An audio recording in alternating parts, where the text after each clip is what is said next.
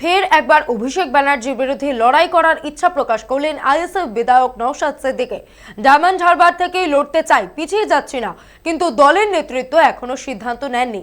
তবে ডায়মন্ড হারবারে লড়তে প্রস্তুত। যাদবপুরে প্রার্থী দিয়েছে বামেরা, ভাঙড় বিধানসভা রয়েছে তার মধ্যেই। যাদবপুরে আসন দাবি করেনি নওশাদের দল।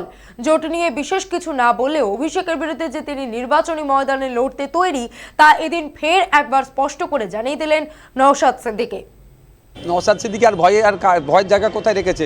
একবার 42 দিন জেল খাটিয়ে সব ভয় কাটিয়ে দিয়েছে। ভয় তো এটাই জেলের। আর মরার ভয় আমরা যেদিনকে জন্ম হয়েছি সেই দিন থেকে মৃত্যুর দিন আমরা গুনি। আমরা জন্মদিন পালন ওই জন্যই করে না, মৃত্যুর দিকে এগিয়ে যাচ্ছি বলে। আরও কিছু কারণ আছে, তো মৃত্যুর ভয় আমরা করি না, মাথায় কাপড় বেঁধে সবসময় ঘুরি। ভয়টা থাকে তো জেল খাটানো। জেল 42 দিন খেটে নিচ্ছি, ওখানে দেখে নিচ্ছি। মোবাইল চাইলেও কেউ যদি চাই পেয়ে যাবে, যদি আমি মোবাইল ব্যবহার করিনি সবই ফ্যাসিলিটি আছে। বরঞ্চ আমি মনে করি জেলে থাকলে একটু শান্তি থাকবে, মোবাইলটা টিপাটিপি বা বাইরের অত খবরের মাথায় আসে না।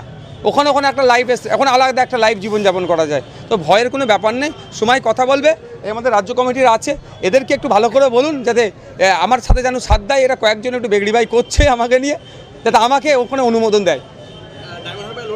অবশ্যই এখনও বলছি, আজকেও তো বললাম আমি অনুমোদনের অপেক্ষায় আছি।